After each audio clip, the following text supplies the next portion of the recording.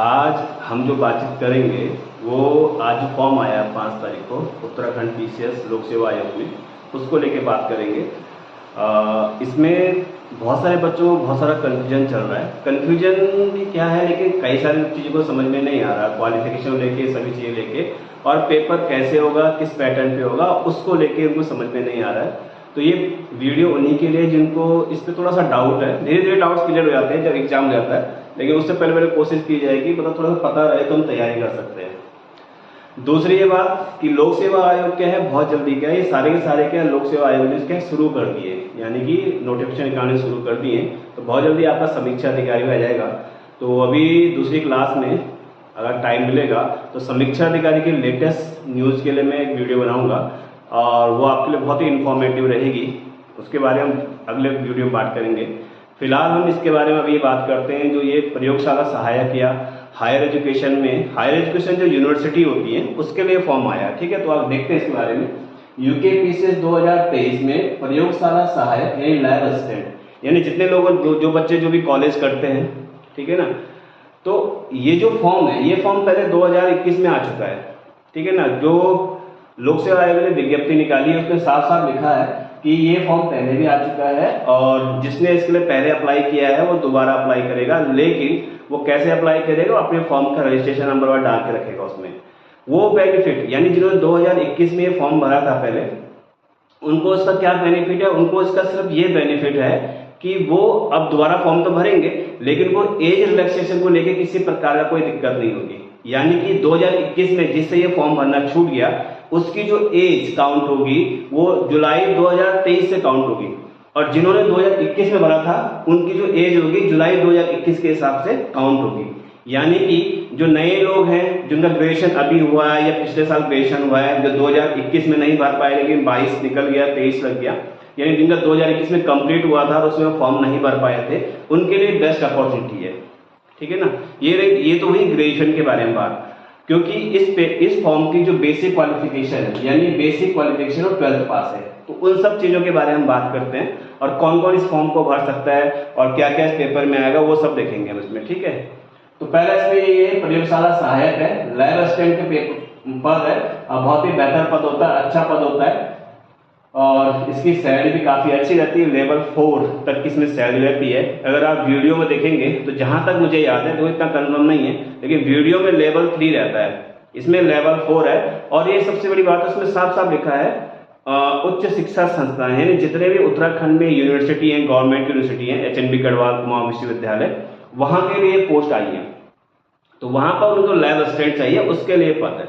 ठीक है ना, तो इस पर आप थोड़ा सा ध्यान देना, मतलब जिसके काम का वो जरूर देखें क्योंकि इसमें चीजें थोड़ा समझने वाली हैं, इसलिए आपको समझना पड़ेगा। नोटिफिकेशन डेट वही बताई मैंने, वो 5 तारीख को यानी आज 5 अगस्त को ये फॉर्म आया है और 25 अगस्त इसकी लास्ट डेट है। ठीक है ना, 25 अगस्त क्या है लास्ट डेट, इसी महीने ये फॉर्म भर दिया जाएगा। इसके बाद कुछ टाइम बाद क्या होगा, इसके बाद जैसे फॉर्म की लास्ट डेट होगी उसके बाद फिर 10 डेज आपको और दिए जाएंगे करेक्शन के लिए। ठीक है ना, लोक सेवा आयोग ने अब शायद हर फॉर्म में इस तरह की चीजें करेगा कि आपको करेक्शन का टाइम पीरियड देगा। तो जैसे अभी एक एग्जाम दिया था उसने, उसके भी करेक्शन टाइम दिया है और इसका वो करेक्शन टाइम दे रहा है, यानी 10 डेज का करेक्शन टाइम देगा जिससे क्या है समस्या ना हो। तो इसी को हम आगे बढ़ाते हैं। तो कहने मतलब है कि 25 तारीख की हो गई और ये सितंबर तक यानी सितंबर तक आप ये फॉर्म भर सकते हो फाइनली, लेकिन आपको पहले फॉर्म भरना पड़ेगा।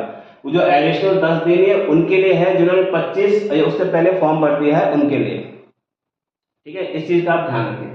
तो 10 दिन उन्हीं को मिले जिन्होंने फॉर्म भर दिया है, तो वो करेक्शन कर सकते हैं कुछ कई चीजों में, जो जिन्हें करेक्शन करना वो करेक्शन कर सकते हैं फॉर्म में जो भी करेक्शन की चीजें होंगी। आगे बढ़ते हैं। नंबर ऑफ पोस्ट कितनी, 107, 107 पद है, अलग अलग डिपार्टमेंट में, अभी मैं दिखा दूंगा आपको किस किस सब्जेक्ट में कितने कितने विषय के वो सब देखेंगे। क्वालिफिकेशन क्या है इसमें, एसेंशियल क्वालिफिकेशन 12th पास, यानी अगर 12th में क्या है ये सब्जेक्ट होने चाहिए, physics, chemistry, zoology, botany, geography, home science, psychology यानी मनोविज्ञान, होम साइंस जिसे गृह विज्ञान भी कहते हैं, BSc होम साइंस, शिक्षा शास्त्र यानी एजुकेशन, इन सब्जेक्ट को लेकर ये फॉर्म आया। यानी जो प्रयोगशाला सहायक लैब असिस्टेंट बनेंगे वो किस सब्जेक्ट में बनेंगे, फिजिक्स की लैब के लिए, केमिस्ट्री की लैब के लिए, जूलॉजी की लैब के लिए, बॉटनी की लैब के लिए, ज्योग्राफी की लैब, होम साइंस की लैब और जो साइकोलॉजी की लैब, और ये जो ह्यूमन साइंस मानव विज्ञान की लैब, बीएससी होम साइंस की लैब और शिक्षा शास्त्र इन एजुकेशन, इन सब की जो लैब होती है उसमें असिस्टेंट चाहिए यूनिवर्सिटीज में, उसके लिए फॉर्म आया है। ठीक है। और दूसरी बात, इसमें जो एसेंशियल क्वालिफिकेशन, मतलब ये फॉर्म भरने के लिए आपको कम से कम 12th पास होना बहुत जरूरी है। इसका मतलब सीधा ये है कि जिन बच्चों के अभी 12th के फाइनल रिजल्ट आए हैं, जो क्या है 12th के बाद ग्रेजुएशन करना चाह रहे हैं, यानी जो ग्रेजुएशन के लिए ढूंढ रहे हैं, वो लोग इसकी तैयारी कर सकते हैं। ग्रेजुएशन के साथ साथ ये तैयारी कर सकते हैं। खासकर वो साइंस साइड से होने चाहिए या फिर इनमें से कोई का सब्जेक्ट होना चाहिए। तो बेसिकली मैक्सिमम क्या है, ये क्या है, पीसीबी यानी फिजिक्स, केमिस्ट्री, जूलॉजी, बॉटनी, जिनके सब्जेक्ट थे 12th में, वो लोग इस फॉर्म को भर सकते हैं। और उससे ऊपर यानी ग्रेजुएशन लेवल या मास्टर लेवल में जिनके पास ये सब्जेक्ट है, वो भी इस फॉर्म को भर सकते हैं। इसीलिए इसकी जो एज लिमिट है वो लगभग 18 से 42 साल तक है। ठीक है ना। ऐसा नॉर्मली होता नहीं है, क्योंकि 18 साल वाले को कभी लेते हैं, जो जहां 18 साल मिनिमम एज लिमिट होती है वहां पर केवल 12th वाले भरते हैं, और जहां ग्रेजुएशन एज लिमिट होती है वहां पर 21 वाले से काउंट करते हैं। यानी 21 साल आपकी मिनिमम होनी चाहिए और मैक्सिमम इतनी होनी चाहिए आपको, यानी 42 जो भी है। तो 18 वाले में क्या है उन्होंने रखा था, ये 12th पास मिनिमम क्वालिफिकेशन है। यानी किसी को अगर ये फॉर्म भरना है वो 12th पास होना बहुत जरूरी है। अगर वो 12th पास है उसे लिखकर वो फॉर्म भर सकता है। और इन सब्जेक्ट्स होना चाहिए, physics, chemistry, zoology, botany, geography का भी है इसमें। ठीक है, जिसका ज्योग्राफी है 12th में।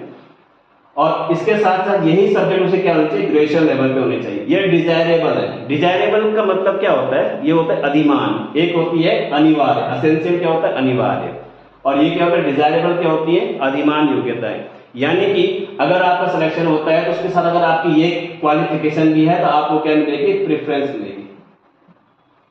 ठीक है ना। एसेंशियल, डिजायरेबल का मतलब क्या होता है, कभी क्लास ज्यादा नंबर बराबर आ जाते हैं, तो ऐसे कंडीशन में क्या है, डिजायरेबल क्वालिफिकेशन जो रखता है उसको पूरा पूरा मौका मिलता है।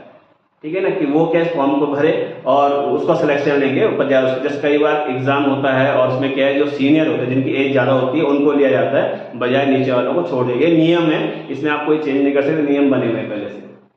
तो कौन कौन आवेदन कर सकता है, मैंने आपको बता दिया कितने लोग आवेदन कर सकते हैं। 12th पास मिनिमम साइंस साइड से, बाकी जिसके पास ज्योग्राफी है, होम साइंस है, साइकोलॉजी है, ह्यूमन साइंस है, बीएससी होम साइंस है, शिक्षा शास्त्र इन एजुकेशन है, वो लोग उसको पढ़ सकते हैं। ग्रेजुएशन में अगर आपके सब्जेक्ट है, क्योंकि ये सब्जेक्ट ग्रेजुएशन में तभी आएंगे जहां आप 12th क्लास रहे होंगे। जिनके पास 12th में सब्जेक्ट नहीं होंगे वो ग्रेजुएशन इन सब्जेक्ट से कर ही नहीं सकता। तो इसे अंडरस्टूड है कि 12th में साइंस होना बहुत जरूरी है, बाकी जो और सब्जेक्ट है वो भी होने जरूरी है। ठीक है ना। ग्रेजुएशन अगर ये सब्जेक्ट हैं तो अगर फाइनल सिलेक्शन आपका होता है तो आपको प्रेफरेंस मिलेगी बजाय 12th पास को। ठीक है, बस ये है कि अगर 12th वाला ज्यादा नंबर लेके आता है तो उससे फर्क पड़ेगा। दूसरा, इसमें पेपर जो होंगे 2 पेपर होंगे। इसमें सबसे बड़ी दिक्कत बच्चों को क्या लग रही है, जहां तक मुझे सुनने में आया, बताया गया बच्चों द्वारा मुझे, वो ये सोच रहे हैं कि हमें एक ही सब्जेक्ट का भरना है, यानी हमें केवल फिजिक्स से भरना है, केवल केमिस्ट्री से भरना है, केवल जूलॉजी से भरना है। तो ऐसा कुछ नहीं है। ठीक है ना, क्योंकि इसका पेपर एक ही होना है। सिर्फ इसका सिलेबस में पेपर 1 पेपर 2 होने। पेपर 2 200 मार्क्स का है और एक क्वेश्चन, ठीक है, पर क्वेश्चन 1 मार्क्स का है, यानी 200 क्वेश्चन आएंगे सब्जेक्ट के और 200 क्वेश्चन होंगे, 200 नंबर के होंगे, 3 घंटा मिलेगा। अब पेपर फर्स्ट किस चीज का है, जीएस, जीके और इसमें रीजनिंग और मैथ्स, ये सब आएगा इसमें 100 मार्क्स में। ये 2 घंटे का है। तो ये आपके 2 पेपर होने हैं। ठीक है ना। तो फर्स्ट पेपर में क्या आएगा आपका, ये आएगा, ये सबके लिए कॉमन है। ये क्वेश्चन पेपर क्या होगा, कॉमन होगा, इसमें सबके लिए जैसा आएगा। इसमें क्या होगा, अलग अलग होगा। अब उसने क्या किया, प्रेफरेंस मांगी। जब आप फॉर्म भर रहे हो वहां प्रेफरेंस मांग रहा है कि आपका 12th में क्या क्या सब्जेक्ट है या आप किन किन सब्जेक्ट में अप्लाई कर सकते हो। यानी जैसे मान बात मैं हूं, मेरे पास मेरा बायो था, जूलॉजी, बॉटनी, केमिस्ट्री मेरे पास रही, माना बात, ठीक है, एग्जाम्पल है केवल। जूलॉजी, बॉटनी, केमिस्ट्री मेरे पास थी, तो वहां पर ऑप्शन है कि मैं किस किस पे भर सकता हूँ। तो यहाँ पर देखो ऑप्शन क्या है, जूलॉजी का भी है, बॉटनी का भी है, केमिस्ट्री का है। तो मैं जब वहां पर फॉर्म भरूंगा तो वहां पर इन तीनों को टिक करूंगा कि मुझे इन तीनों में से किसी में भी, यानी यूनिवर्सिटी में क्या है, क्योंकि तीनों लैब होंगी, ठीक है ना। तो जब डॉक्यूमेंट वेरिफिकेशन होगा उसमें प्रेफरेंस की लिस्ट बनाई जाएगी। ठीक है ना। तो जो नंबर ऑफ पोस्ट है, जैसे मैंने इसमें मेंशन किया था कि नंबर ऑफ पोस्ट कितनी है, तो जैसे इसमें क्या है, फिजिक्स में 18 पद है, ठीक है, और इसमें 5 विमेन की हैं। टोटल 18 पद है, उसमें 5 विमेन की है। तो फिजिक्स केमिस्ट्री में 18 पद है, जूलॉजी और बॉटनी में 21 पद है, ज्योग्राफी में 18 पद है, और ये होम साइंस में ओनली 2 वैकेंसी है। मनोविज्ञान ये साइकोलॉजी में 1 है, मानव विज्ञान ह्यूमन साइंस में 1 है, बीएससी होम साइंस में 2 है, और जो एजुकेशन है उसमें क्या 3 पद है। तो ये जो टोटल पद है इसमें से क्या जैसे जैसे उन्हें बच्चे मिलते रहेंगे वैसे वैसे प्रेफरेंस हिसाब चलेगा। तो प्रेफरेंस का मतलब ये है कि आपके पास जो 200 नंबर का पेपर आएगा इसमें सारे मिक्स क्वेश्चन आएंगे, बस जो उसने प्रेफरेंस जो पूछी हुई है।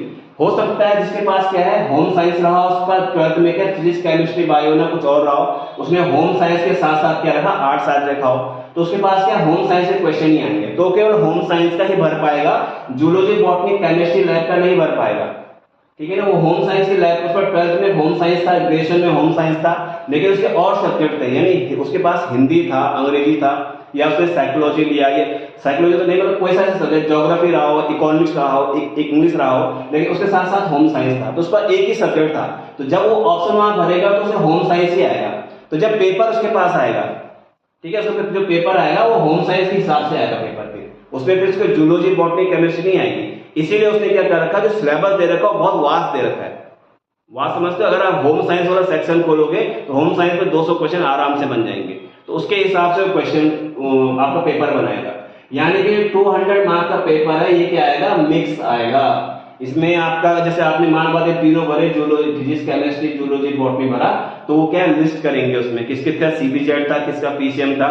दूसरा जो आपने टिक किया हुआ है उसके हिसाब से पेपर बनेगा 200 मार्क्स का। तो थोड़ा कॉम्प्लिकेटेड है कि मतलब ऐसा नहीं करना चाहिए सीधा सीधा केमिस्ट्री का निकालते अलग अलग निकाल दो तो आराम से होता। तो थोड़ा यही कॉम्प्लिकेशन था इसमें कि 200 मार्क्स जो पेपर कराएगा उसमें क्या हो, क्या केवल फिजिक्स का या केवल जूलॉजी का या केवल केमिस्ट्री का या केवल बॉटनी के पेपर आएंगे। क्योंकि अगर ऐसा होता तो केवल फिजिक्स का वो 200 नंबर का पेपर देता, तो प्रेफरेंस में वो केमिस्ट्री जूलॉजी बॉटनी ये सब क्यों भरवा रहा है। ठीक है, उम्मीद आपको समझ में आ रहा होगा कि अगर केवल प्रेफरेंस आप फिजिक्स भरोगे और सब छोड़ दोगे तो केवल पेपर आपके फिजिक्स का नहीं आएगा। ठीक है ना, क्योंकि आपने डॉक्यूमेंट भरे हैं, जब उससे पहले आपने एजुकेशन क्वालिफिकेशन भरी है, 12th में आके सब्जेक्ट पूछे उसने क्या क्या है, 10th में पूछा है, 12th में पूछा है, ग्रेजुएशन किया तो ग्रेजुएशन में पूछा है, तो वहां पर क्या है क्लैश कर जाएगा, फिर उसमें आप बाहर हो जाओगे, फिर आपको यहाँ दिक्कत होगी। आप वहां ये नहीं कह सकते मैंने केवल फिजिक्स भरा था तो फिजिक्स का पेपर आना चाहिए था, नहीं। इसीलिए उसने सारा सिलेबस दिया है, आप चाहे सिंगल सब्जेक्ट भरो, आपको केवल केमिस्ट्री लैब का असिस्टेंट बनना है, लैब असिस्टेंट बनना है, तो तब भी आपको क्या है इसमें जूलॉजी बॉटनी जो आपके सब्जेक्ट थे 12th में वो आपको तीनों पढ़ने पड़ेंगे। तो पेपर उस हिसाब से क्या सेकंड पेपर उसी हिसाब से क्या बनाया जाएगा। और इसमें फिजिक्स को अगर छोड़ेगा, क्योंकि 12th में जिसके पास फिजिक्स होगी, 12th में जिसके पास फिजिक्स होगी, केमिस्ट्री में तीसरा जो ऑप्शन होगा बायो का होगा, बायोलॉजी में जूलॉजी और बॉटनी दोनों काउंट होते हैं, इसलिए क्या इस पेपर में क्या ये सब चीजें आएंगी, तो यहाँ पर पेपर थोड़ा सा टफ हो सकता है। ठीक है ना, तो मेन चीज यही है, इसमें ये चीज बताने वाली थी इसमें कि ये मार्क्स सही पेपर है, 200 वाले का क्या है जो लफड़ा आपको समझ में आ गया होगा। अगर आपको कोई कमेंट करना है, कुछ पूछना है, या फिर मैं अगर कुछ गलत बता रहा हूँ तो आप मुझे उसमें कमेंट करके बता सकते हैं, क्योंकि मैंने जो बात की है आगे लोगों से उन्होंने मुझे यही समझाया है, और जहां तक मुझे समझ में आता वो भी इसी तरह से होगा, यहाँ पर किसी प्रकार की समस्या नहीं आएगी। बाकी सैलरी इसमें क्या है लेवल 4 की है, और 25,000 शुरू होता है 81,000 तक जाता है, तो सैलरी बहुत बढ़िया है इसमें, कोई दिक्कत नहीं है। और एज का मैंने आपको बता दिया, इसमें सिलेबस मैंने आपको समझा दिया। पहला पेपर क्या होगा, जीएस जीके करंट अफेयर्स का होगा इसमें। ठीक है, तो आप लोग तैयारी करें। ये एग्जाम भी क्या दिवाली के बाद या दिवाली से पहले एग्जाम हो जाएगा, क्योंकि अगस्त का महीना चल ही रहा है। इस महीने अभी समीक्षा अधिकारी के फॉर्म भी आएंगे और उसके बाद अन्य पद फॉर्म भी आएंगे, इसलिए आप उन पर देखो। अगर आपको कोई डाउट लगता है क्वेश्चन पढ़ सकते हैं, और बहुत जल्दी मैं इसकी एमसीक्यू सीरीज निकालने वाला हूँ, खासकर जो विधि विज्ञान प्रयोगशाला है, लैब स्टेज से पहले पर्यवेक्षक के आए थे उसके लिए और इसके लिए, क्योंकि साइंस के लगभग सारे हो चुके हैं, और इसमें हम जो भी सीरीज रहेगी वो सब आप तक पहुंच जाएगी इसमें। ठीक है, बाकी से नेक्स्ट वीडियो में। जय हिंद, जय भारत, जय उत्तराखंड।